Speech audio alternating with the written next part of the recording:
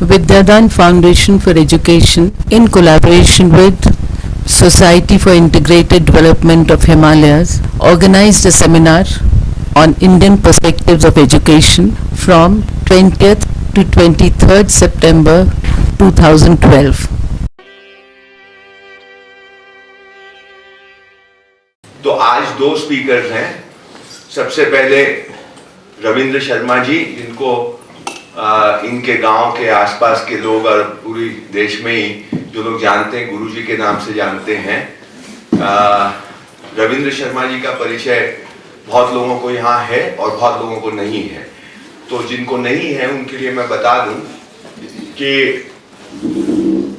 शर्मा जी आदिलाबाद के रहने वाले हैं, तेलंगाना के, और बचपन से, वैसे ये मूलतः पंजाबी परिवार के हैं, पर इनके शायद दादाजी वहां आके बस गए करीब 70 साल पहले, और तब से ये परिवार वहीं का रहने लगा। देखने में, बात करने में आपको ये तेलुगु ही ज्यादा लगेंगे। तो गुरुजी से मेरा परिचय धर्मपाल जी के मार्फत हुआ करीब 15 साल पहले शायद, उन चर्चा में। और जब मैं इनसे मिला और इनके बारे में जाना, तो वही संक्षेप में आपको बताता हूं कि ये बचपन से वहां उस क्षेत्र में रहे, और वहां पर क्योंकि वो निजाम के अंतर्गत आता था इनका इलाका, तो अंग्रेजों की गड़बड़ वहां पे ज्यादा नहीं हुई। जहां जहां राजे महाराजे नवाब थे, वहां पे अंग्रेजी राज का हस्तक्षेप ज्यादा नहीं होने की वजह से पुरानी व्यवस्थाएं बनी रही, पूरी तरह नहीं बनी रही परंतु बनी रही काफी हद तक। और शर्मा जी बताते हैं कि 80 तक हमारे यहाँ पुरानी व्यवस्थाएं काफी हद तक थी। उसके बाद से गड़बड़ शुरू होने लगी, और अब तो काफी हो गई। तो ये खैर वहां पे रह करके जितने भी कारीगरी के काम है, हस्तकला के काम है, इनकी रुचि की वजह से इन्होंने सारे काम सीखे।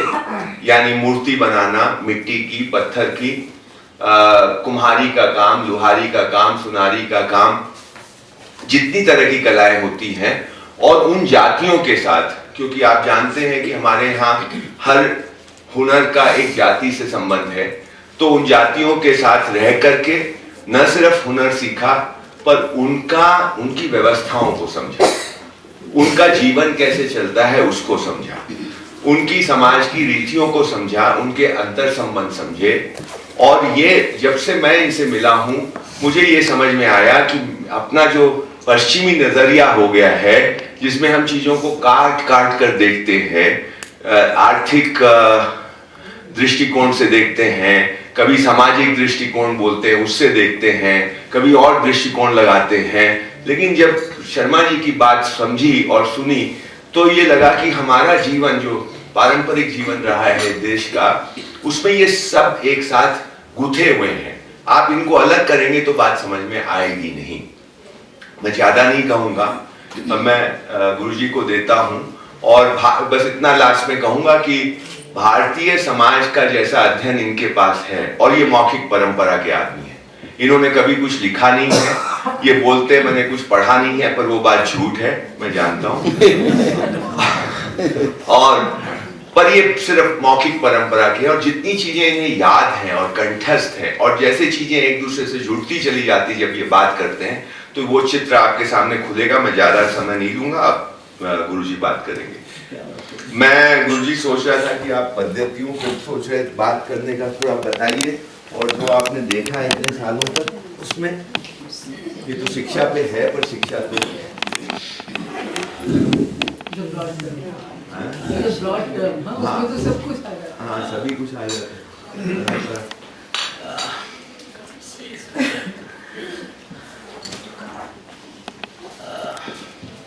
मैं तो आंध्र प्रदेश का आदिलाबाद का बताए हैं, छोटा सा गांव है, छोटा सा इलाका रहा है, और मैं 20 किलोमीटर घूमा, उससे ज़्यादा नहीं।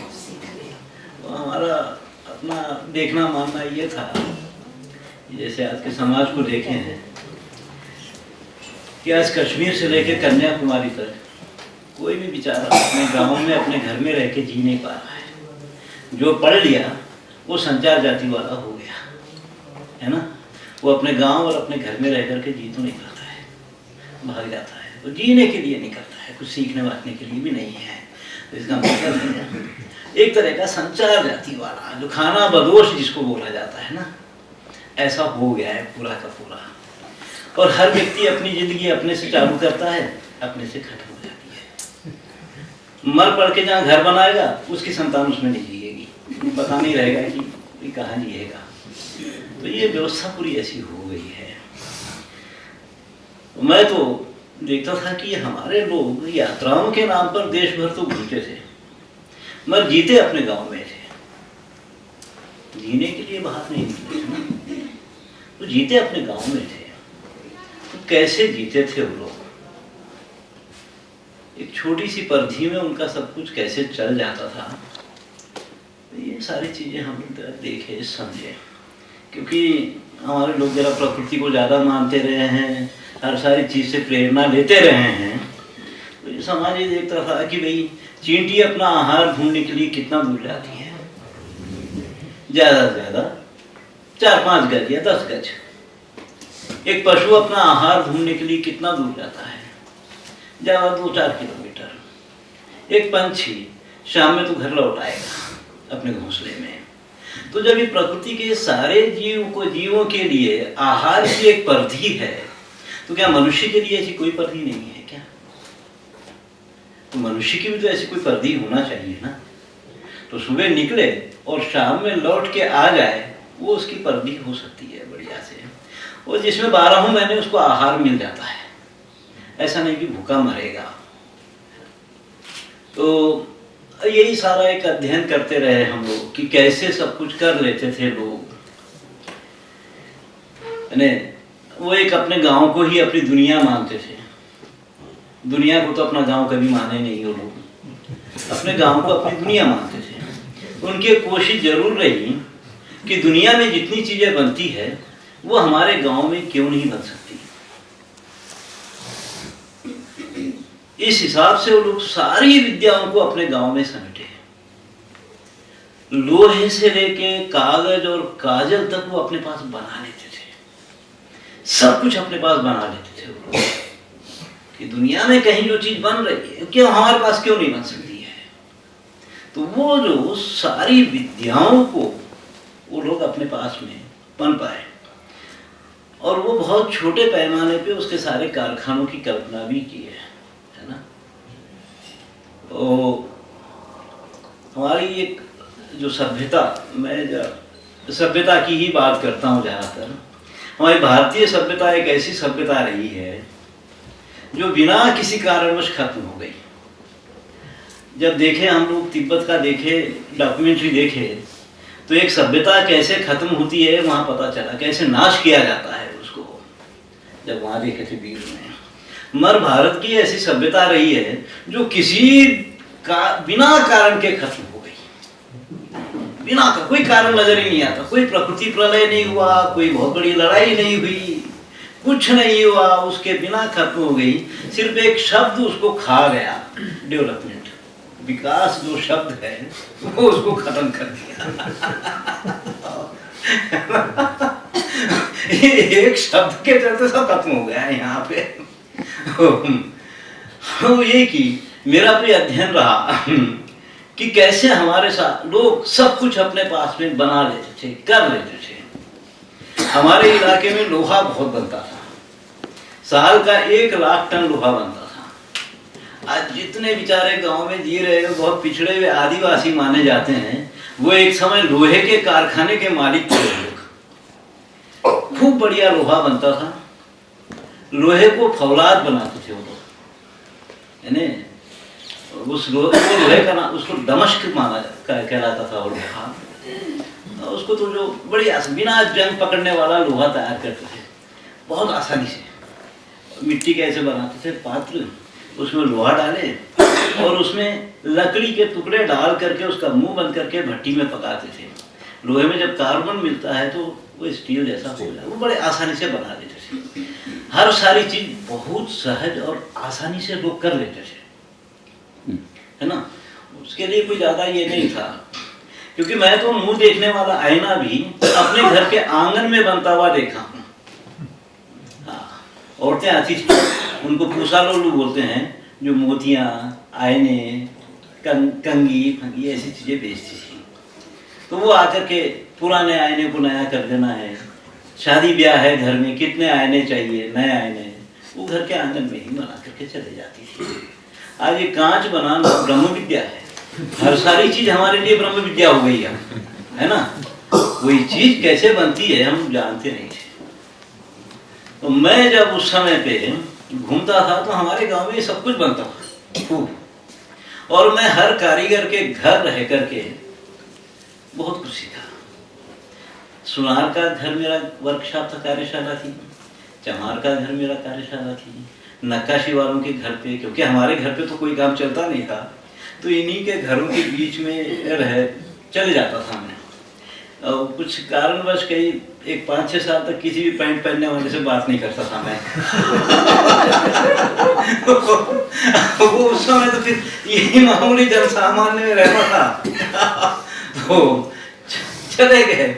तो वहां पे जाने के बाद में मेरे को लगा कि हमारी विद्याओं में जो सारा समाज के पास में इतनी जो विद्याएं थी, इतना जो ज्ञान था, ये कैसे पनपा था, कौन इसको फैलाया था, कौन सारी इतनी कठिन विद्याओं को इतना सहज कर दिया था। इतना हर कारीगर अपना कारखाना अपने बगल में लेके घूमता था। उसके लिए कोई बड़े बड़े वर्कशॉपों की जरूरत नहीं थी, बड़े बड़े शेडों की जरूरत नहीं थी, कुछ नहीं। जहां मन हुआ वहां बैठ करके काम हो गया। हर आदमी अपना कारखाना अपने साथ में लेके ही घूमता था। हम लोग बहुत बड़ी ऐसी ऐसी चादरें देखे हैं जो 25 गज चौड़ी और 45 गज लंबी, एक जोड़ करके बनाया, एक ही मध्यम पर बुनती की हुई, इतनी बड़ी बड़ी चादरें। एक चादर थी हमारे किसी के पास में, 1902 में उस पर ठप्पा मारा गया था, पूरा कारीगरी का काम हुआ था। तो ये हाथ से 2 गुना बड़ी, इतनी बड़ी बड़ी चादरें बनाते थे खूब आसानी से। ये पारा है ना, पारा नमक से निकालते थे लोग, पारा नमक से पारा निकाल लेते थे। ये बालों से तांबा निकाल लेते थे लोग। हाँ, तांबा चाहिए थोड़ा बहुत, बाल इकट्ठा किए, भट्टी लगा दिए, तांबा निकाल लिए। गले के बालों से ये कतिल निकालते थे। कतिल? हाँ, कतिल जिसको क्या बोलते हैं, ऐसा जस्ट निकाला जाता वो। ये कई सारी चीजें कर लेते हैं। कई तरह के नमक मैं भी बनाया, जड़ी बूटियों को उबाल फवाल करके नमक। कोई 7-8 तरह का नमक लोग रखते थे अपने पास में, एक ही नमक नहीं खाते थे। बहुत तरह के नमक रखते थे घर में, बहुत तरह के नमक जड़ी बूटियों को उबाल करके भी निकाल लेते थे। कुछ थे जिसको जो नमक की खेती कर लेते थे, जमीन से भी नमक निकालते थे। तो ये सारी विद्याओं को मैं बहुत देखा। तो ऐसा कैसे लोग सब कुछ कर लेते हैं, आसानी से कर लेते हैं, और किसी चीज के लिए बहुत ज्यादा परेशान कुछ होते नहीं थे, सहज। वो सारे लोगों के पास भी अपनी एक गुरु शिष्य परंपराएं चलती थी। ये सारी विद्याएं तो उसी तरह से चली है। अभी हम लोग जितने बैठ कर के मैं सुना हूँ, तो ये जो बात गुरुकुलों की जो बात आती है, तो वो सिर्फ आध्यात्मिक गुरुकुल, आध्यात्मिक विषय को लेकर के जो गुरुकुल रहे हैं, ज़्यादा चर्चा उसी को लेकर के होती है। और फिर विद्या के ये ढंग होना चाहिए, वो होना। पर हम लोग देखे हैं कि संगीत के भी गुरुकुल रहे, आयुर्वेद के भी गुरुकुल रहे, कारीगरों के अपने गुरुकुल रहे, पहलवानी के अपने गुरुकुल रहे हैं। वो अखाड़े होते थे, पहलवान होते थे, उसके भी अपने गुरुकुल रहे। वहाँ भी ये बराबर ये परंपराएं चली है पूरी की पूरी। एक के बाद एक अधिपति बनता ही था, वहाँ उत्तराधिकारी होता ही था। वो सब गुरु ही माने जाते रहे हैं, और बहुत मजेदार गुरु। मैं इनके सिखाने बखाने के ढंग बड़े अजीब थे। ये नहीं कि समय की पाबंदियां हैं, बैठना है, यूं है त्यों है, सब कुछ ऐसा कुछ नहीं था। एक हमारे पास में एक बहुत बड़े गायक हुए करीमनगर में, नारायण राव उनका नाम, वो फैयाज खान साहब के चेले थे। तो वो बड़ौदा में जब थे दरबारी गायक, तो ये उनके चेलों में ये भी थे जा करके। तो ये रहे तो एक दिन संगीत सभा चल रही थी, तो काफी लोग बैठे हुए थे, तो ये एक आलाप लिए, एक तान लिए, तो उतने लोगों के बीच में एक ही आवाज आई, वाह उस्ताद। ये रुके, कौन बोला ये बात? ये कौन बोला? ये वाह करके। तो ये बेचारा डर गया, खड़े हुआ। मैं बोला, उस्ताद तू कौन है रे? मैं आपका शागिर्द हूँ उस्ताद, आपके मैं ही रह, तू मेरा शागिर्द है रे, तू ये वाह करके क्यों बोला? उन्होंने बोला, उस्ताद ये आपके मुंह से आज तक नहीं सुना मैं कभी, तू इसको पहचाना? जा आज से मेरा नाम लेके कहीं भी गा ले, तू बड़ा गायक हो गई खत्म उसकी पढ़ाई। आ गया। और आंध्र प्रदेश में बहुत बड़ा, यहाँ करीमनगर में बहुत बड़े गायक हुए हैं, विश्वनाथ सत्यनारायण, उनके ऊपर एक बड़ा अच्छा उपन्यास लिखे, लोग तुम मेरा करके। लोग तुम मेरा, भोरे की गुंजार जैसी होती है वैसे उनकी आवाज थी, उस पर काफी अच्छा लिखे। वो हो गई उनकी पढ़ाई पूरी, खत्म होना है ना। तो ऐसे बहुत चला है अपने पास में। ये नहीं कि पढ़ो गुरु ग्रह गए पढ़न रघुराई, अल्पकाल सब विद्या पाई। राम गुरु के घर गए पढ़ने के लिए, थोड़े समय में सभी विद्याओं को प्राप्त करके चलते बने, खत्म। वो निकल गया वहां से। उसके लिए वो ठहरे नहीं रहे ना कि इतने साल इसको बैठना ही होगा। जब साल को प्राप्त कर लिया और गुरु ये मान लिया कि इसको अब आगे की जरूरत नहीं है, तो बस है, चला जाए। वो होता था तो कारीगरियों के पास भी इस तरह का सब कुछ चलता ही रहा है खूब। मैं बहुत लोगों के पास में गया, इनका बड़ा मजा आता था कभी कभी। एक शिल्पाचार्य के पास बहुत दिन रहा मैं, बहुत जानकारी थी शिल्प के बारे में। तो ये लोगों के पास में एक जानकारी होती थी इनको, पत्थर जो बड़े बड़े पत्थर फोड़ने के लिए कुछ पत्तों का रस निकाल करके ये लोग उसके ऊपर में दरार में उस पर लाइन डालते थे और हथौड़ा मार करके उसके 2 टुकड़े हो जाते थे, बड़े आसानी से उसको कर डालते थे। तो एक दिन मैं अपने गुरु महाराज के पास में, वो लेटे हुए बड़ी मस्ती, पैर दबाते समय वो उस टाइम पे बहुत बातें बताते थे। वो लेटा हुआ है, आंखें बंद करके ये पैर दबाए, खूब बातें बताते थे। वो लगे कि अरे तेरे को मैं वो बताता हूँ, वो पत्ते इतने में कोई आ गया, अरे उठ गए, अरे तेरे नसीब में नहीं है। हो गई बात, अरे नसीब में नहीं है। फिर कभी वो कुछ समय होते थे ये लोगों के, कुछ समय होते थे ना, वो एक रहा है, वो एक बड़ा एक रिश्ता है ना। तो ये बात ये आती है कि कई बार हम लोग देखे हैं कि सामर्थ्य के साथ अपने शिष्यों में एक सहजता को पैदा करते थे, सहजता को। क्योंकि मैं ऐसे लोगों को देखा हूँ, करीमनगर में एक जगह में एक सरस्वती का देवालय है, तो देवालय में वो बेचारे एक पंडित जी है, तो हर बसंत पंचमी को कुछ लोगों को बुला लेते हैं सम्मान करने के लिए। तो एक बार मेरे को भी बुला लिया, मैं गया किसी को साथ में लेके, तो अपनी ब्याग हो गए, तो एक कमरे की चाबी दे दिए, ताला खोले, एक चटाई पड़ी थी, एक झाड़ू पड़ा था, झाड़ दिए, चटाई बिछा के रख दिए, सामान लेट गए। समय के साथ में संध्या समय जब कार्यक्रम था, तैयार होके चले गए, तो सभा में इतने विद्वान पंडित आए हुए थे, अष्टावधानी, शतावधानी, बहुत बड़े बड़े, इनकी जवान पे हजारों श्लोक थे। ये सब बैठ करके बड़ी जबरदस्त चर्चा हुई, बहुत सारी।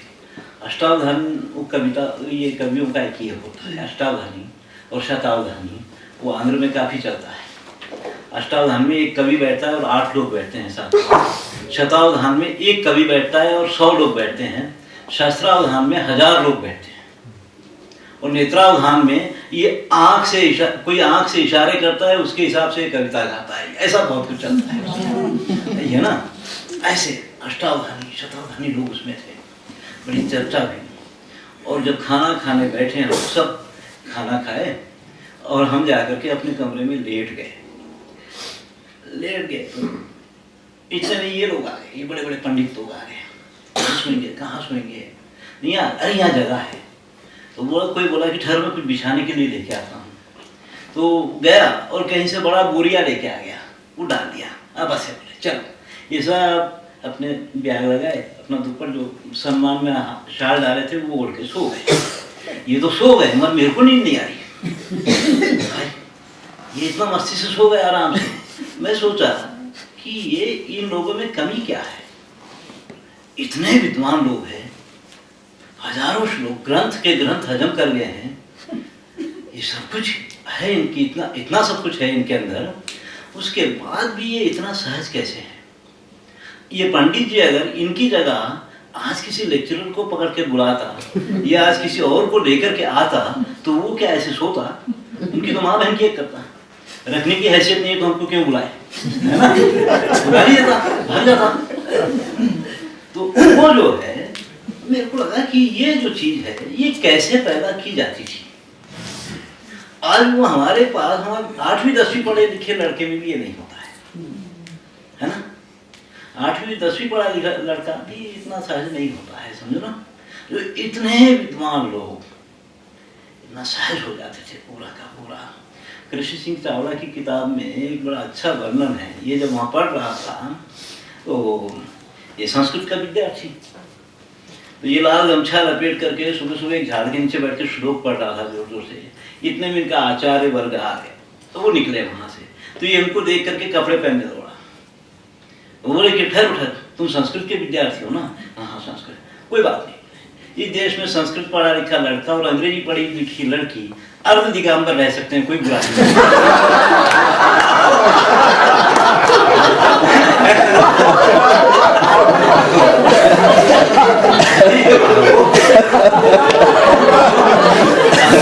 अंग्रेजी पढ़ा लिखा लड़का पूरे शरीर को ढाकता है, यहाँ संस्कृत पढ़ा लिखा लड़का धीरे धीरे कॉपी बांध के झाड़ के नीचे बैठ जाता है।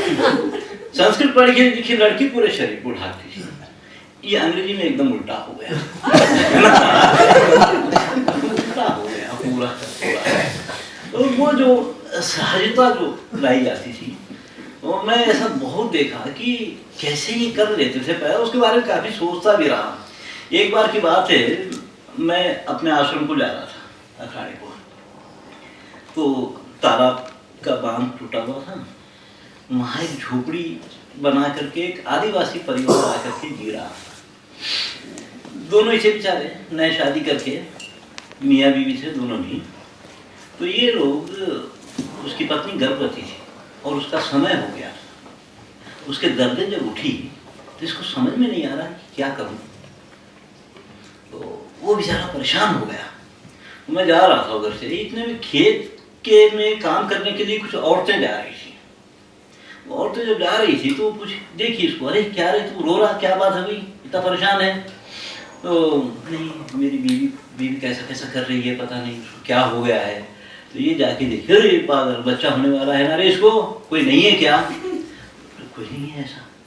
तो 1-2 मिनट खड़े रह के सोची औरतें, ठीक है कोई नहीं है तो क्या, मैं ना वो डराती हैं वहाँ रख दी।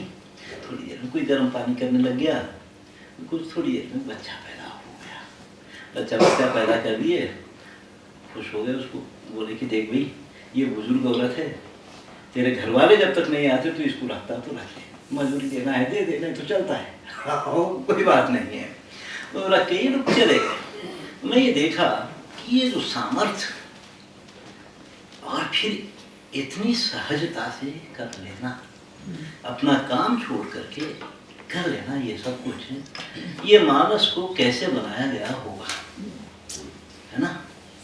क्या आज की सामर्थ्यशाली लड़की ऐसे कर सकती है क्या? असंभव है किसी के लिए भी। तो ये कैसे ये कर लेते थे पूरा का पूरा। तो ये जो हमारी जितनी आध्यात्मिक जो फिलॉसफी है, ये समाज में इस तरह से इसको कैसे घुसेड़ दिया गया।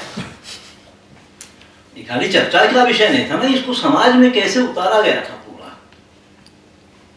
हिंदुस्तान में अन्न बेचना पाप रहा है, आज अन्न बेचना सबसे बड़ा धंधा है ना? अन्न कभी नहीं बिकता है हिंदुस्तान में। ये बहुत सारी चीजें रही है, तो वही कि कैसे हमारे पास रहा है ये। मैं तो बहुत तरह के आचार्यों के पास भी रहा, बहुत जो उस समय पे कुछ स्कूल चलते थे निजाम के समय के हमारे पास में, खानगी स्कूल उनको बोलते थे, वो स्कूल में मैं पढ़ा वहाँ पर। तो वो स्कूल तो सुबह 4 बजे चालू होता था, 4 बजे चल जाना पड़ता था। कई बार वो गुरु महाराज अपनी गुदड़ी में घुसेड़ के सुला देता था, इतना जल्दी आएगा सोया रे करके। उसके बाद चले गुरु महाराज के साथ में 2-4 लड़के रह जाते थे, गुरु पत्नी के साथ में सफाई करना, पानी भरना, वो ये करना। गुरु महाराज के साथ चले नाले के किनारे, नदी थी वहां। जितनी देर गुरु महाराज झाड़ियों के पीछे बैठा है, सब बच्चे बैठे हुए। फिर ये गुरु महाराज एक पत्थर पे बैठना, मुंह धोता, और उसको देख देख के सब लगे हुए। वहां से फिर चले पाठशाला में आए, अपनी जगह आकर के प्रार्थना किए, चले घरों को भाग गए, फिर चले गए। तो फिर एक एक विषय की पढ़ाई, घंटे घंटे में विषय नहीं बदलता था वहाँ। 8-8 दिन एक एक विषय चलता था, ऐसे घंटे घंटे में एक एक विषय नहीं बदलता था। 8-8 दिन तक चला जा रहा है। तेलुगु है तेलुगु, गणित है तो गणित, ये चलता था। मगर क्या होता था कि रोज 2-3 बजे के आसपास गांव के बुजुर्ग लोग आते थे, 2-4 लोग रोज ही आ जाते थे, पगड़ी पगड़ी बांध के वो आ जाते थे, आके बैठ जाते थे। हाँ, क्या पढ़ाए आज गुरु महाराज? ये पढ़ाए। ये पढ़ाए क्या? अरे चल गंगा रेड्डी वो पद्यम गा के बता। अरे चल शेख अहमद वो बोल के बता। ये उस दिन परीक्षा। वो लोग जब तक आगे चले नहीं जाते, ये गुरु महाराज की जान में जान नहीं रहती थी। बड़ी तगड़ी परीक्षा होती थी, रोज ही रोज परीक्षा हो जाती थी। वो आगे परीक्षा करके चलते बनते थे।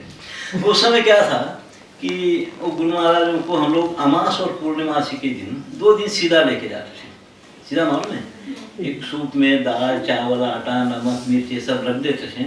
वो ले गए, गुरु पत्नी को दिए, प्रणाम किए, वो सब अलग अलग निकालते थे। 2 दिन की छुट्टी अमास और पूर्णमासी को। हाँ, नवरात्र के समय हम लोग धनुष बाण लेकर के निकलते थे 9 दिन। तो जितने शिष्य चेले हैं उस स्कूल में पढ़ने वाले, उनके घरों में जाते थे। तो गए घरों में, तो घर में आसन वासन लगा के रखते थे, परात रखते थे, गंगाल में पानी रखते थे। गए गुरु महाराज को आसन पे बैठाए, परात में पैर रख के पैर धोते थे। घर वाले हैं, उसको कपड़े वपड़े देना है, कोई अंगूठी पहना दिया, कोई कपड़ा दे दिया। उसके बाद पूछ लेते थे, गुरु महाराज आपके घर में इस साल क्या कार्य है, क्या कार्यक्रम है? मेरी बेटी की शादी है। अच्छा ठीक है, शादी है ना, चलो हो गया बात। तो सभी के घरों में एक 9 दिन का कार्यक्रम होता था। उस समय परिवार वगैरह के लिए सब मिल जाता था खूब ना, बस ये होता था उनका अपना। और ये वो आखिरी उस्ताद रहे हैं वहाँ के, उस तरह की स्कूल के पढ़ाने वाले ना। उसके बाद वो खत्म हो गई परंपरा। फिर ये सरकारी स्कूल आ गए। गुरुजी कौन से सन की बात रही है? ये देखो, मैं ये 57-58 की बात है, 58 की बात है, 58 की बात है, बहुत छोटा समय है उस समय, 57-58 की बात है। तो वहाँ पे तो कुछ नए सरकारी टीचर चालू हो गए थे। तो एक थे बुजुर्ग आदमी थे उस्ताद, वो ऐसे एक झाड़ के नीचे बैठे हुए थे। तो एक चेला निकला, आधा उस्ताद बोला, खड़ा। तो मेरे को उस्ताद बोला रे, क्यों बोला मेरे को उस्ताद? आप हमारे उस्ताद है ना। मैं जरा उस्ताद कब हो गया रे? नहीं आप हमको पढ़ाए ना, स्कूल में पढ़ा रहे ना। अरे मैं तनख्वाह लेके पढ़ा रहा हूँ रे, तू उस्तादों का नाम नको बदनाम कर। मैं नौकरी तनख्वाह लेके पढ़ा रहा हूँ, मैं कोई उस्ताद नहीं, मेरे को गुरु महाराज नहीं होगा बोल दिया। हम सीधे गाली वाली देके भगा दिया। उस्ताद किसको बोलते समझ लो बोल के बोला, है ना।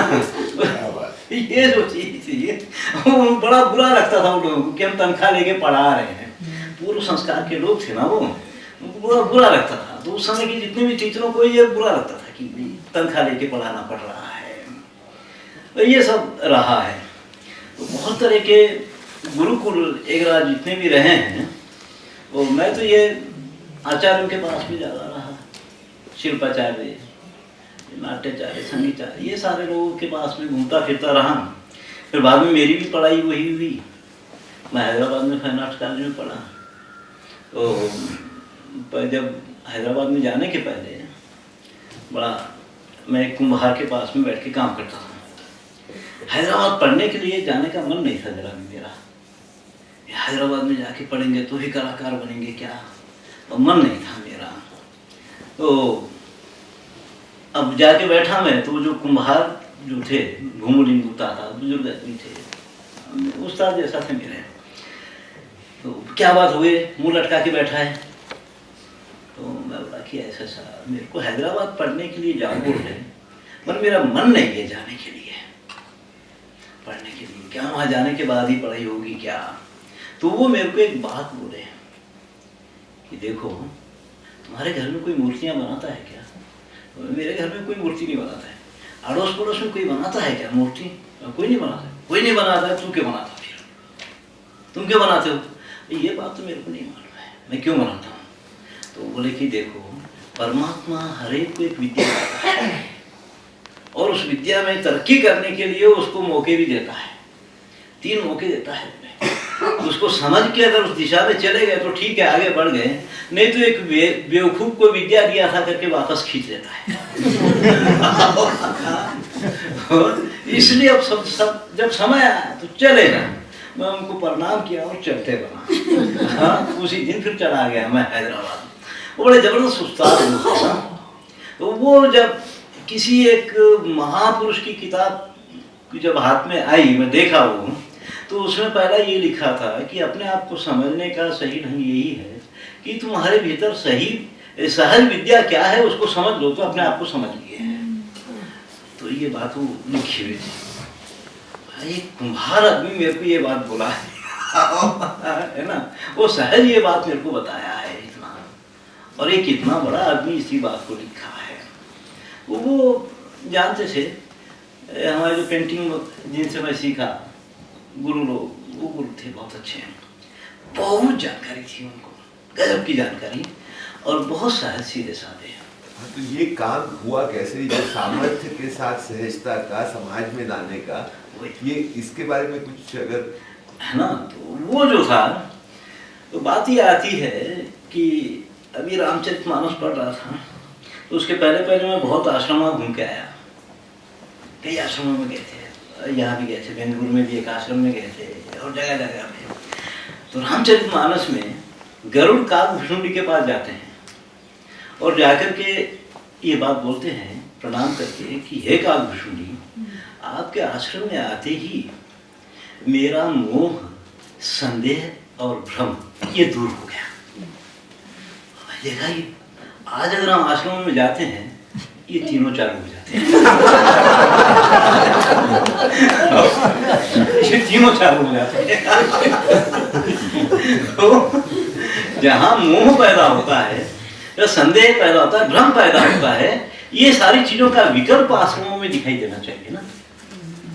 हाँ, वहां जाने के बाद ये लगना चाहिए कि उसके बिना भी हम ऐसे जी सकते हैं। और वो है डिजाइनिंग, कि कैसा डिजाइन होना चाहिए। हाँ, कैसा डिजाइन होने से हमारे वातावरण का, परिसर का कैसा डिजाइन होना चाहिए। तो हमारा जो एक बड़ा एक सिद्धांत रहा है, बड़ा अच्छा हमारी सभ्यता का, कि पूर्णमदः पूर्णमिदं पूर्णात् पूर्णमुदच्यते पूर्णस्य पूर्णमादाय पूर्णमेवावशिष्यते, कि वह भी पूर्ण है और यह भी पूर्ण है। पूर्ण में जब पूर्ण मिलता है तो भी पूर्ण है, पूर्ण से जब पूर्ण निकल जाए तो भी पूर्ण है। हर परिस्थिति में परिपूर्ण रहना, एक सिद्धांत है ना बड़ा अच्छा, कि जैसे एक पेड़ पर, एक वृक्ष पर फूल खिलता है तो सुंदर है, और फूल नहीं है तो उसमें कोई कमी है क्या? हम तो कोई कल्पना नहीं कर सकते कि ऐसा फूल होता तो सुंदर लगता है ना।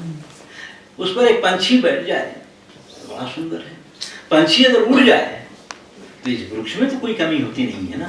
वो जहाँ बैठा है वो सुंदर है, ये अपनी जगह सुंदर है, दोनों मिलते हैं तो भी सुंदर है, अलग हो जाते हैं तो भी सुंदर ही सुंदर है, कमी कहीं होती नहीं है।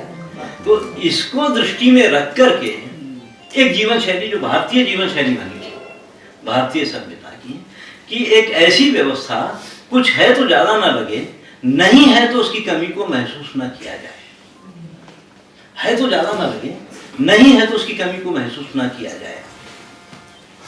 ये सारी चीजों को रखा गया, हमारे सारे डिजाइन में इसको रखा गया था। है तो ज्यादा नहीं होना है, नहीं है तो उसकी कोई कमी महसूस नहीं करना है। हमारा घर भी उसी हिसाब से बना था, आहार भी हमारा उसी हिसाब से बना था, वेशभूषा भी उसी हिसाब से बनी थी। चमड़े के चप्पल, धोती, कुर्ता, दुपट्टा, पगड़ी या टोपी, इतना भेष है ना। पगड़ी और टोपी निकल जाए तो कोई कमी है क्या? और शरीर पे अंग वस्त्र नहीं है तो क्या कोई कमी है क्या? और कुर्ता नहीं है तो कोई कमी होती है क्या? हम खेती हर लोग धोती बनियान पे रहते हैं, शरीर पे बनियान भी नहीं, इतना जिने हुए पंचा पड़ा उसको पकड़ पकड़ के प्रणाम करते हैं। पैर में जूता है तो भी चलता है, नहीं है तो भी चलता है तो ज्यादा नहीं है, नहीं है तो कमी नहीं है उसकी। अब इस भेष में से क्या निकालेंगे? शर्ट निकालते हैं तो नंगा है, जूता नहीं है तो असभ्य है, एक बटन टूट जाए तो सारा दिन परेशान रहेगा। इतनी परेशानी वाली वेशभूषा को पहन करके क्या आनंद से जिएगा, है ना? तो इसलिए आनंद से जीना है, उसका अपना कुछ तो होना पड़ेगा ना, कि उसकी अपनी व्यवस्था ऐसी हो, ये है तो ठीक है, नहीं है तो भी ठीक है।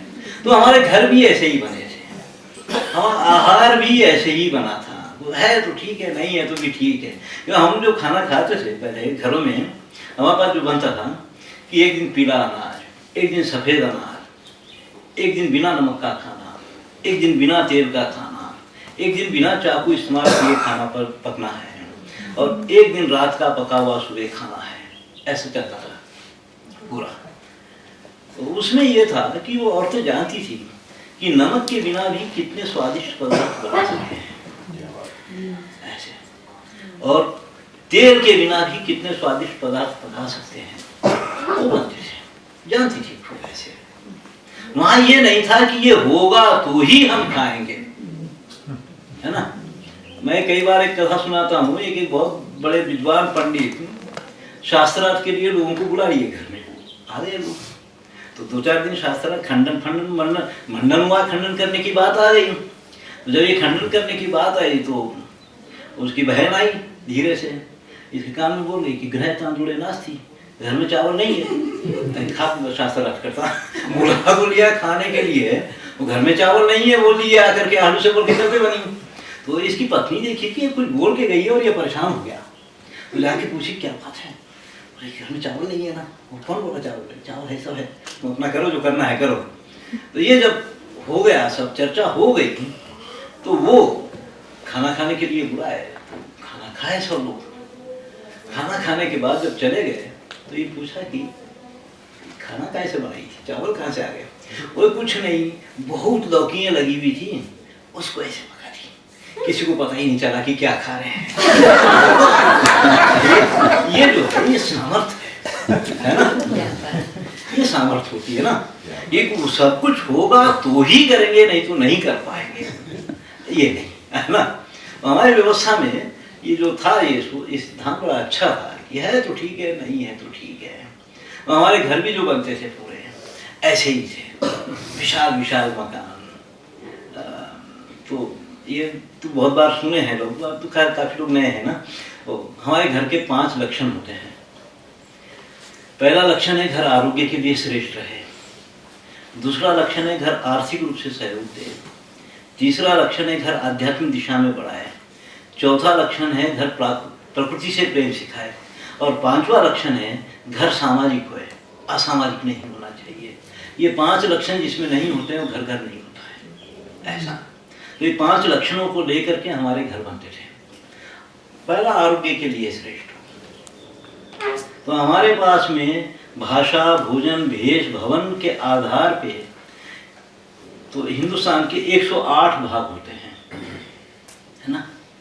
कि हर 50-100 किलोमीटर के बाद में भाषा बदलती है, वेशभूषा बदलती है, भोजन बदलता है, और भवन का डिजाइन भी बदल जाता था। तो इतनी विविधता थी हमारे पास में, तो ये सब बदल जाता था। तो उसमें जो भवन का जो डिजाइन था, तो ये बहुत कुछ क्या होता था कि अपने पास में हर नदी के जल का अपना एक गुण होता है ना। हर नदी के जल का अपना एक गुण है, किसी का वात गुण है, किसी का पित्त गुण है, किसी का कफ गुण है, ऐसा।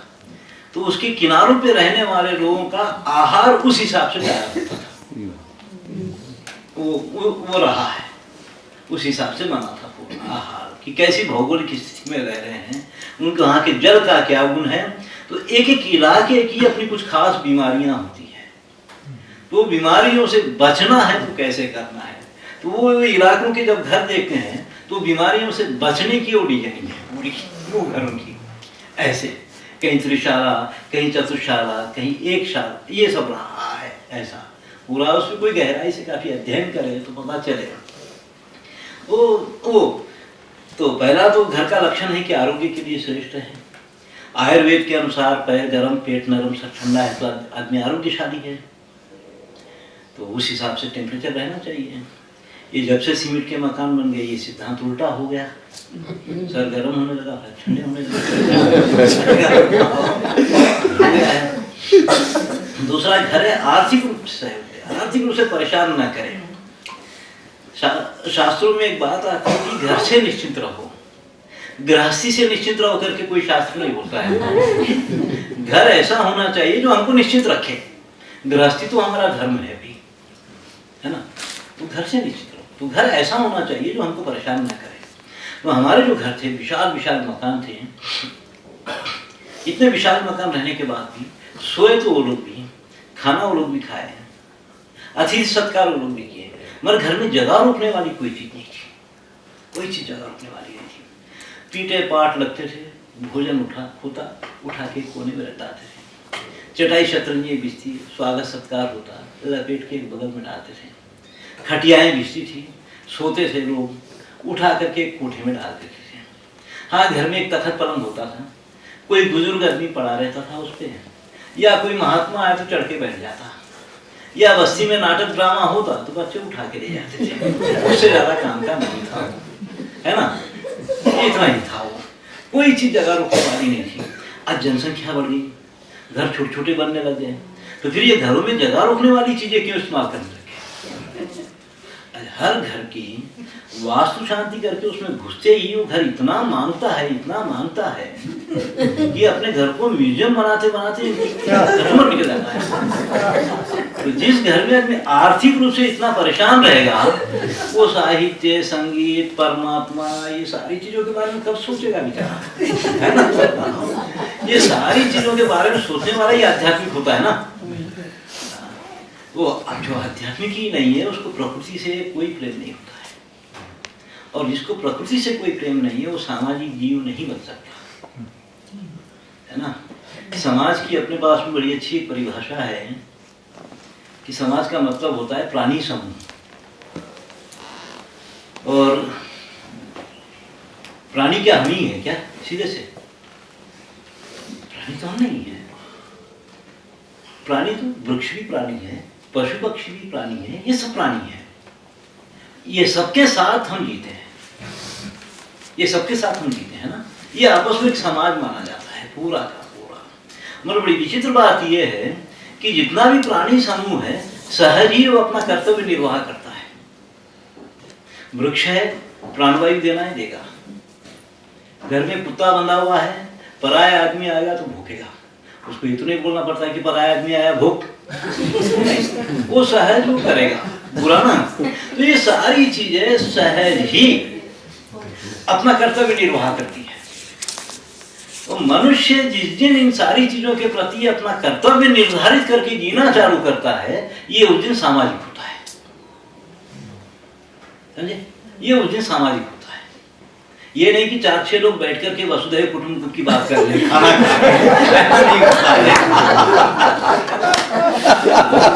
वसुधैव कुटुंबकम में तो हर सारी चीज के साथ में रिश्ता बनाना पड़ता है ना। तो हमारे पास में क्या रहा है कि गुरु को कई तरह से माना गया है। और एक तो अध्यापक है, एक आचार्य है, एक गुरु है। उसके बाद गुरु भी 3 तरह के माने गए हैं। एक गुरु तो है कछुए की तरह, एक गुरु है मुर्गी की तरह, एक गुरु होता है मछली की तरह, ऐसे। ये सारे तरह के गुरुओं की समाज में जरूरत होती है। ये मुर्गी की तरह एक गुरु होता है जो अपने चेले तैयार करता है और उनको समेट के बैठा रहता है।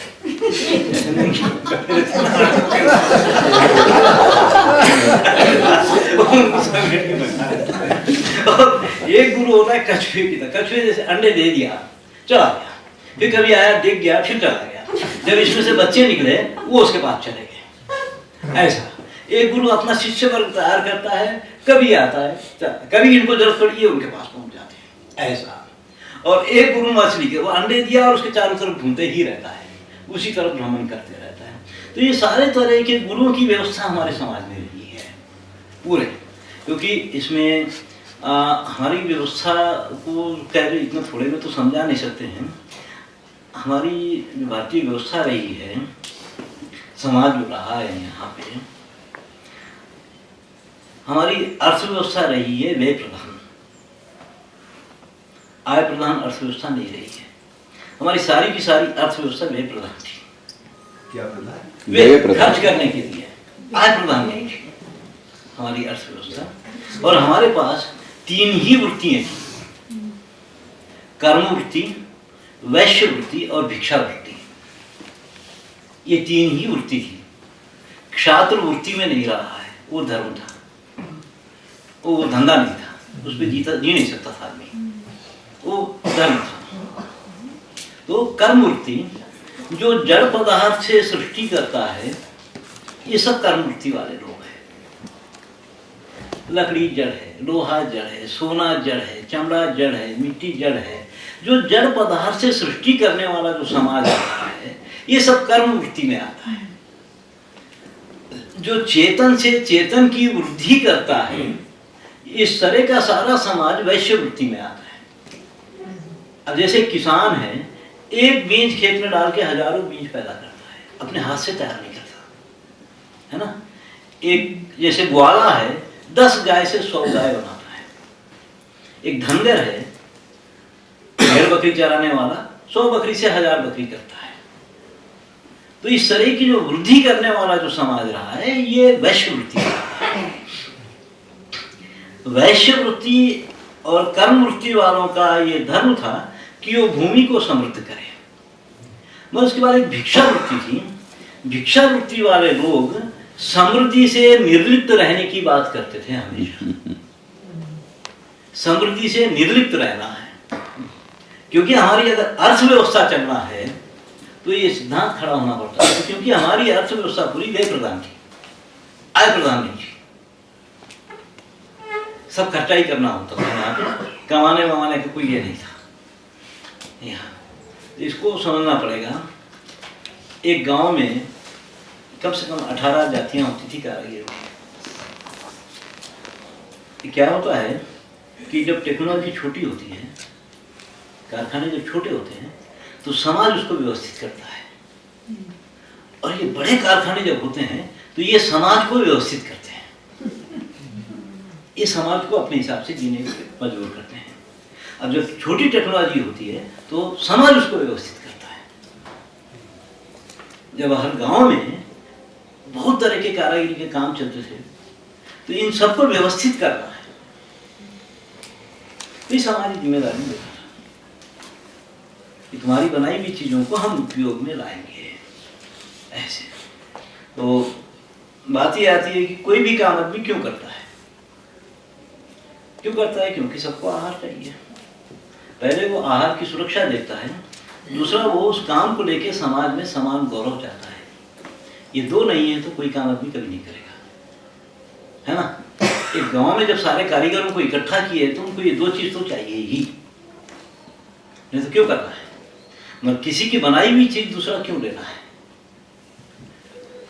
जरूरत है तो लेगा, या वो सुंदर दिखाई दे तो लेगा। मार्केट में ये है, किसी की बनाई हुई चीज दूसरा कोई लेने का ही कारण होता है। मगर जरूरत कितनी है? जब गांव में ये सारे कारीगर लोगों को रखना है, जीवित रखना है, तो फिर सारी चीजों की जरूरत कितनी है? कपड़ा कितना चाहिए? जरूरत के हिसाब से जीना चालू करेंगे तो बहुत कम जरूरत है। कपड़ा कितना चाहिए? एक चादर में या कंबल में छेदा करके गले में डाल के कमर में डोरी बांध देंगे तो आधी जिंदगी जी सकता है। उससे ज्यादा कपड़ा क्या चाहिए? मिट्टी का बर्तन कितना चाहिए, ये कुंकू की जरूरत क्या है, या सोने की इतनी बहुत क्या महत्वशाली बहुत जरूरत है, कुछ भी नहीं है, ये तो बिना जरूरत की चीजें हैं। तो हमारे पास में ये था कि बस्ती में अगर ये कारीगर लोग जीवित रहना है तो इतनी तरह के कारीगर लोग, तो इनको तो भरपूर काम देना पड़ेगा, हर कारीगर को भरपूर काम देना पड़ेगा, जरूरत बहुत कम है। अगर इनको जिंदा रखना है तो बिना जरूरत के भी अपने काम को इस्तेमाल करना पड़ेगा। तो इसलिए भारतीय सभ्यता में क्या रहा है पूरा कि कारीगर लोग जरूरत की जो चीजें बनाते थे उसकी कीमत देते थे। उसके कारीगर लोग 3 तरह से काम करते थे। एक जरूरत का सामान गांव के लिए, दूसरे गांव के लिए काम करते थे, तीसरा घर के लिए काम करते थे, घर के लिए काम करते थे। तो उस समय पे जो था कि कुछ चीज की कीमत तय थी, खेती में ये चीज लगेगी, इसके लिए हम इतना देंगे। गांव के लिए साल में एक बार एक एक कारीगर का मान होता था, वो एक बहुत बड़े मान की, नगर मान सबसे बड़ा मान माना जाता था, वो मान होता था। घर के लिए तो हमारे पास में क्या था कि 49 संस्कार बना करके हर संस्कार में हर कारीगर की कम से कम एक, ज्यादा से ज्यादा 5 चीज रखने की एक पद्धति बनाई गई थी, जो कारीगरों का एक भरपूर लोकल मार्केट बना था। वो कारीगर जो काम करता था वो देने के लिए काम करता था, बेचने के लिए नहीं। देने के लिए हर कारीगर, हम उस घर में देना है की बात करते थे, बेचना है की बात नहीं करते थे, वो देने के लिए काम करता था। जब कारीगर देने के लिए काम करता है तो सामाजिक जीवन जीता है। जब वो बेचने के लिए काम करना चालू करेगा तो फिर मशीन की तरह मरेगा, 24 घंटे काम करेगा, उसका सामाजिक जीवन खत्म हो जाता है पूरा का पूरा।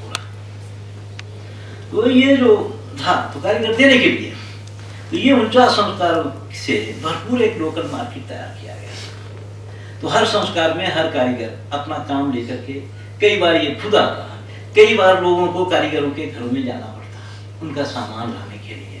ये एक मार्केट था पूरा। ये तो खैर बहुत विस्तार से समझाना पड़ेगा पूरा का पूरा, कि कई बार तो इनको मार्केट देने के लिए लोग अपना नुकसान भी भोगते थे। जैसे गणेश चौथ का त्योहार है, ये अभी जो गणेश का जो त्योहार चल रहा है, ये लोकमान्य तिलक का चालू किया हुआ है, ये जुलूस जलसों वाला। उसके पहले जो गणेश त्योहार होता था हमारे पास में, वो तो मिट्टी का गणेश बनता ही था, थोड़ा बहुत कच्ची मिट्टी का। मगर ये था कि गणेश चौथ को गणेश बैठाया जाता था, उस दिन शाम में घरों की छतों पे पत्थर मारे जाते थे, उसको पत्थर चौथ भी बोलते हैं। जब आरसीसी की स्लैब नहीं थी, टीन की छतें नहीं थी, तो कुम्हारी का प्रयोग था हर घर पे। और ये त्योहार आता है सितंबर अगस्त में, बरसातों में खूब बारिश, कुम्हारी काम नहीं चलता है, तो उस दिन बच्चे पत्थर मारते थे घरों पर। हर घर का 20-25 कबीलों फूटता था, कुम्हारों को दूसरे दिन से काम मिल जाता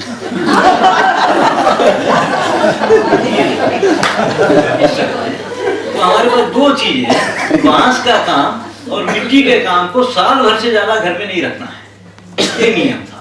होली के दिन पुराना घड़ा फोड़ देना है, छठ की पूजा के दिन बांस का जितना सामान है गांव के बाहर फेंक डालना है, नया लेना है फिर इस्तेमाल करना है। तो इस तरह का एक मार्केट था बड़ा जबरदस्त। ये तो खैर बहुत बता सकता हूँ मैं कि क्या ढंग रहा है हमारे पास में, कैसे पूरा अपने आप में व्यवस्थित होकर के जीते थे लोग।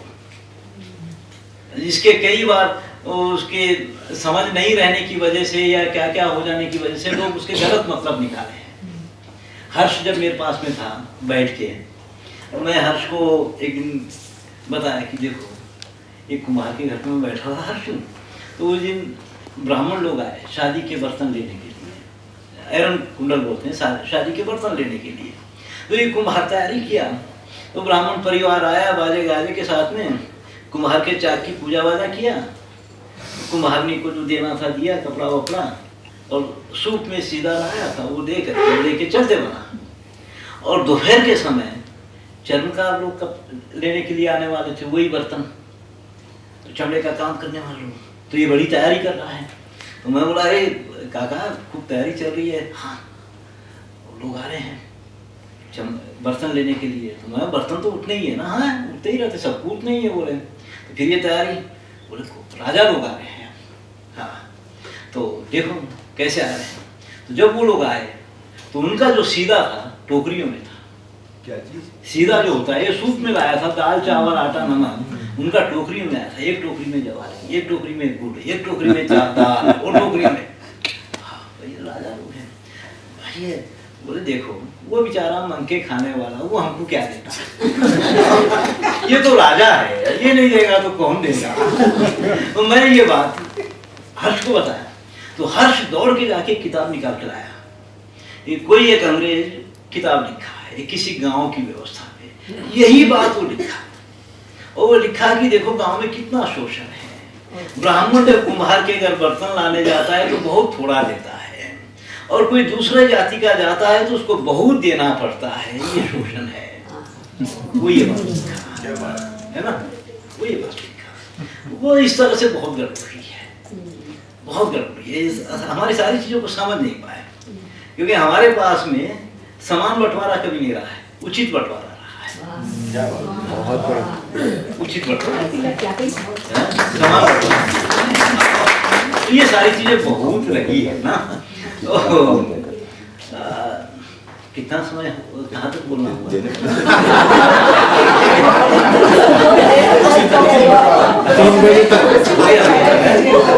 समय का भी उचित बंटवारा कीजिए। आप पूरी समय ले लीजिए, कोई बात नहीं, इतना आनंद आ रहा है। ये जो रहा है पूरा का पूरा, तो हमारी अर्थव्यवस्था बेप्रधान थी। यहाँ ये तय था कि हर एक को अपनी जिंदगी में कितना कैसे खर्च करना है, ये नहीं कि हर एक अपनी जिंदगी में कैसे कितना कमाना है, ये नहीं था। हर एक का मार्केट बंधा हुआ था। तो ये जो खर्च करने का, एक देने का, छोड़ने का एक स्वभाव पैदा करना होता है, लक्षण पैदा करना होता है। हमारे पास में लक्षणों को पैदा किया गया था अग्नि के अंदर। अब जैसे कि बच्चों के अपने खेल होते थे पहले, छोटे छोटे बच्चे आपस में खेलते थे खूब। तो बच्चे आपस में तैयार होते, मिलते, या दो हिस्सों में बढ़ जाते हैं, या एक को कुछ चोर बनाते, खेलते। खेलने के पहले वो कानून बनाते कि जो बेईमानी करेगा उसको ये सजा भोगना होगा, ये तय करते। तो वो जो खेल थे सामाजिक क्रम शिक्षण के लिए वो खेल थे पूरे के पूरे। वो खेलों से इनके अंदर सामाजिकता, उसके लक्षण, उसके क्रम शिक्षण, गलती करता है तो सजा भोगने के लिए भी तैयार रहना है, ये लक्षण पैदा किए जाते थे। जरा बड़ा होने के बाद जब वो पढ़ने बढ़ने लगता था तो उस समय के उसके सारे जो खेल होते थे, गोलियां फेंकना है, एक गोली पर निशाना लगाना है, ऐसे निशाना लगाने के खेल खेले जाते थे। यानी लक्ष्य और एकाग्रता, ये लक्षण पैदा करना है बच्चे के अंदर, वो खेलों के द्वारा पैदा किए जाते थे। लक्ष्य और एकाग्रता होना है पढ़ने वाले बच्चे के अंदर, उसको लक्ष्य दिखना है, एकाग्रचित होना है, और वो बड़े सहजता से उसमें आता है वो लक्षण। और उसके बाद फिर या गृहस्थ हो जाने के बाद के जो खेल होते थे वो सारे खेल से फांसा फेंक करके खेलने के, भाग्य से जो मिला है उसको सही इस्तेमाल करना है। ऐसे ना सब कुछ अपने पुरुषार्थ से नहीं मिलता है हमको, उसका सही इस्तेमाल करने आना है। तो फांसी वो खेल थे। लड़कियों के बाद बड़े बड़े विचित्र खेल थे, कई चीजें कहीं छुपा दी जाती थी, आंखें बंद करके घुमा फिरा के छुपा दिया, उसको ढूंढना है। तो क्या होता था कि इनकी रसोई में हजारों सामान वो कहीं भी रखी हुई चीज निकाल लेती थी। ये सारे लक्षणों को पैदा करने के लिए बहुत तरह के खेल हमारे पास में बने जिनके द्वारा लक्षण पैदा किए। ऐसा वो समझना होगा, मैं कोई ऐसे 100-150 खेल देखा हूँ पूरे के पूरे। हाँ, मैं कईयों को बोला हूँ कि इस विषय पे कर लो, डॉक्टर बन जाओगे।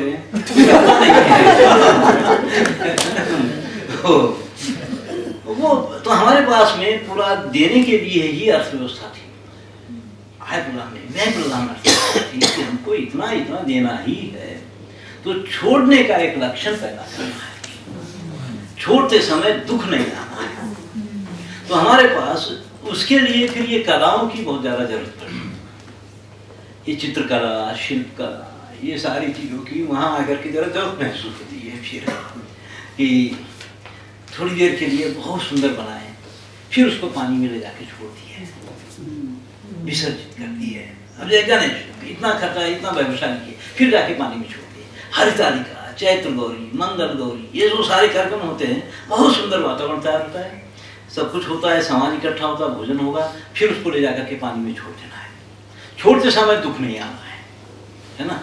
छोड़ते समय बहुत दुख आता है लोगों को, तो छोड़ते समय दुख नहीं आना है। ये लक्षण पैदा करने के लिए पार्थिव चित्रकला, पार्थिव शिल्पकला बहुत मददगारी है, जिनके द्वारा ये लक्षण पैदा किए गए हैं। कलाओं से हमारे पास गाँव में क्या होता है कि गांव में 4 चीजें बहुत महत्वशाली थी: विज्ञान, आध्यात्म, कला और सामाजिक अर्थशास्त्र। कला बहुत महत्वशाली चीज थी, तो कला के बिना बहुत गड़बड़ रहती है।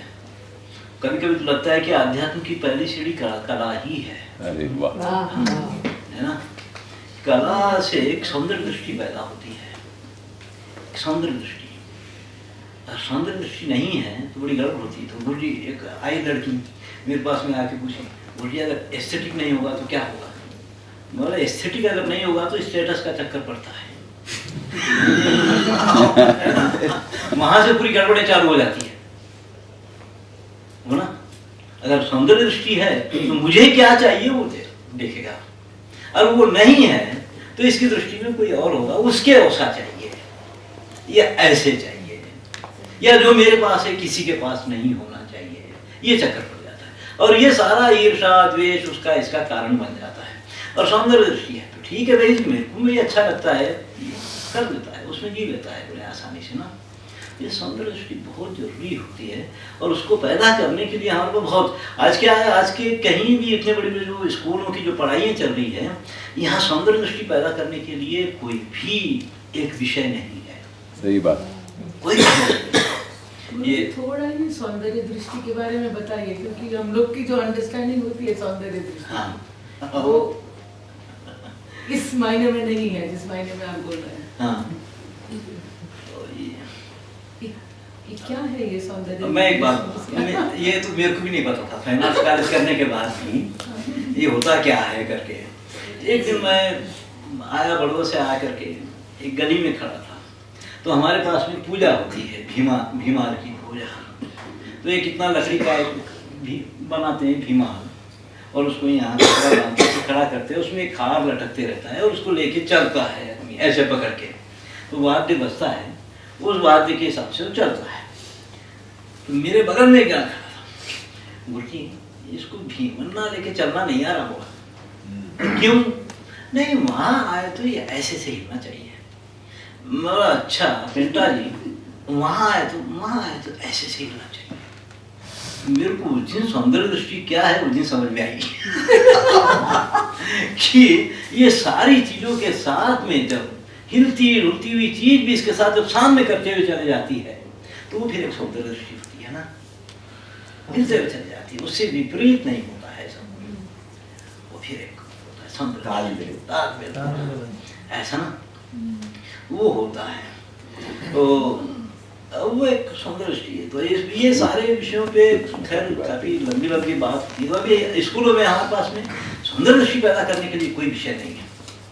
खैर ये स्कूल जितने भी है बड़ा मजा आता है स्कूलों में जाते। तो एक तो मैं भी जाता था एक स्कूल में बच्चों को पढ़ाने के लिए जाता रहा मैं। तो एक तो क्या है, सुबह से लेके शाम तक बच्चा बैठता है, और 2.5-3 साल का बच्चा स्कूल में जाके बैठता है, तो 18-20 साल बैठता है पढ़ाई के नाम पे। उसकी हड्डियों को भी बैठने की आदत हो जाती है। उसके बाद वो जो काम देखता है बैठने का काम, फिर उससे कोई दूसरा काम तो होगा नहीं, 20 साल बैठा है भाई पढ़ाई के नाम पर स्कूल में। और फिर हर 45 मिनट के बाद 1 घंटा बजता है। तो अभी वो तेलुगु पढ़ा, उसके तुरंत बाद गणित पढ़ना है, उसके तुरंत बाद इतिहास पढ़ना है, उसके तुरंत बाद विज्ञान पढ़ना है। हर 45 मिनट के बाद विषय बदलता है उसका। तो घंटा बजते ही 1-5 मिनट में ही अपनी खोपड़ी को एडजस्ट कर देता है। तो वो सारा दिन में बहुत बार एडजस्ट करते, कई साल करता है, इसलिए उसको एडजस्ट होने की आदत पड़ जाती है। ये आजकल के बच्चे कहीं भी एडजस्ट हो जाऊंगा, खोपड़ी को एडजस्ट होने की आदत डाली गई है। हाँ, वो लक्ष्य, उसको कोई लक्ष्य नहीं, कोई उद्देश्य कुछ नहीं होता है उसका। ये किया गया है, जानबूझ के किया गया है। क्या होता है, जब कारखाने छोटे थे तो समाज बहुत विविधता से जीता था। हर इलाके, हर गांव का अपना डिजाइन होता था। एक गांव में 360 जाति होती थी, 360 डिजाइन होता था।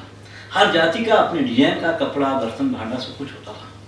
और समय और संदर्भ के लिए भी डिजाइन होता था, कपड़ा होता था। तो उस समय तो क्या था कि अब जैसे कारीगरी जो थी, उस समय जो छोटे कारखाने थे तो उनको डिजाइन बदलना ना तो समय लगता था ना पैसा लगता था। सेकंडों में, मिनटों में डिजाइन बदलते थे।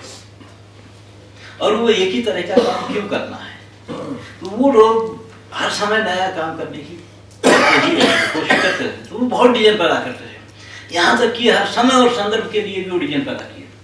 एक जगह गए, लड़कियों, गांव की औरतें ओढ़ना ओढ़ के जा रही थी। हमारे साथ कुछ लोग थे तो उनको लगा बड़े सुंदर ओढ़ने हैं, तो बोला ये ओढ़ने बहुत सुंदर है, हमको चाहिए। तुमको क्यों चाहिए? नहीं, हमको चाहिए, हमको अच्छा लग रहा है। अच्छा लगने का मतलब कुछ भी लेना है क्या? तो क्यों हम लोग नहीं ले सकते क्या? हाँ, ये तुम लोग नहीं ले सकते।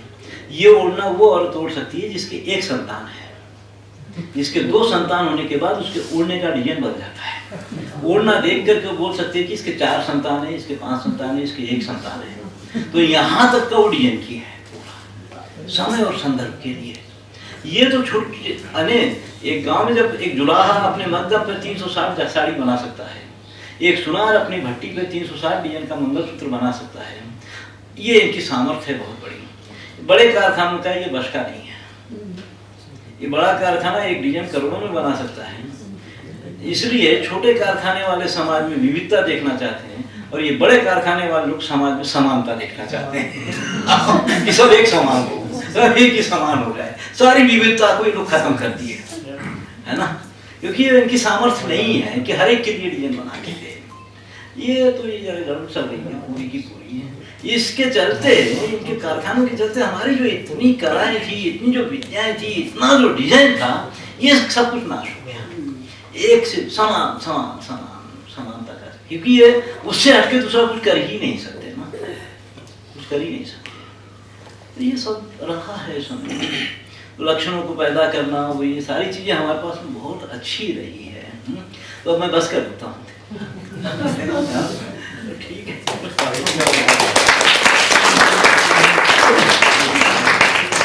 रविंद्र जी, हाँ। एक प्रश्न है। हाँ, बोलिए। ये आप जब बड़ौदा से वापस आए, हाँ। तो बड़ौदा को उधर जो आर्ट प्रैक्टिस चल रहा था, हाँ। उससे आप कैसे देख रहे हैं? अभी उधर भी अभी एफएमएल आर्ट तो आ गया, हाँ। उधर बना के वो जवाब पे है। अब देखिए, मैं एक बात बताऊँ, एक ये फाइन आर्ट्स कॉलेज, जितने जे कॉलेज या बड़ौदा कॉलेज वालेज बनने के बाद में यहाँ कलाकार और कारीगर ये 2 अलग हो गए। बस ठीक है, बस ठीक है। ये 2 अलग हो गए। वहाँ पढ़ने वाला कलाकार, बाकी सब कारीगर। और हमारे समाज में क्या था कि सारे कलाकार ही थे अपने आप में। तो बात यह है कि कलाकार और कारीगर में फर्क क्या है। जब ये बात होती है मेरे से, कई बार पूछे बोली कारीगर और कलाकार में फर्क क्या है, तो मेरा बोलना ये होता है कि औजार को दृष्टि में रख करके जो सृष्टि करता है वो कारीगर है, जो सृष्टि करके उसके लिए औजार बना लेता है वो कलाकार है। वो औजारों के बंधन में नहीं रहे। वो बताइए ना, वो कैनवास के बारे में जो बताया। हाँ, वही जो बात है कि हमारे पास में क्या था कि हमारे जो कलाकार थे पहले के, वो लोग अपने भूभाग को अपना कैनवास मानते थे, अपनी दुनिया में। आज ये फाइन आर्ट्स कॉलेज में से जो कलाकार निकलते हैं, वो अपने कैनवास को अपनी दुनिया मानता है, उससे ज्यादा कुछ नहीं मानता। वो देखता ही नहीं है। नहीं तो हमारे पास के जो कलाकार है, अपने इलाके को सुंदर कर डालते थे कि कैसे कहाँ क्या चीज होने से वो सुंदर होगी, वो वातावरण और सुंदर हो जाएगा। वो रचना और की है पूरी, वो वातावरण को सुंदर करने की बात करते थे। और ये अपने कैनवास को अपनी दुनिया मान के खुश है। एक बड़ा प्रश्न बोली, समाज में एक कलाकार की क्या भूमिका होती है, ये प्रश्न पूछे। मैं भूमिका क्या होती, एक घर जल रहा है, कलाकार वहाँ खड़ा है तो क्या करेगा? जो सब कर रहे हैं उसको करना चाहिए, वो भी पानी डाल रहे हैं, सब पानी डालते पानी डाले। नहीं, मैं कलाकार हूँ, मैं यहाँ से ड्राइंग करके तो पीटेंगे इसको। ऐसा थोड़ी होगा। हर एक मतलब देखते हैं ना, वही प्रॉब्लम है। हर एक में क्या होगा, क्या मिलेगा मुझे।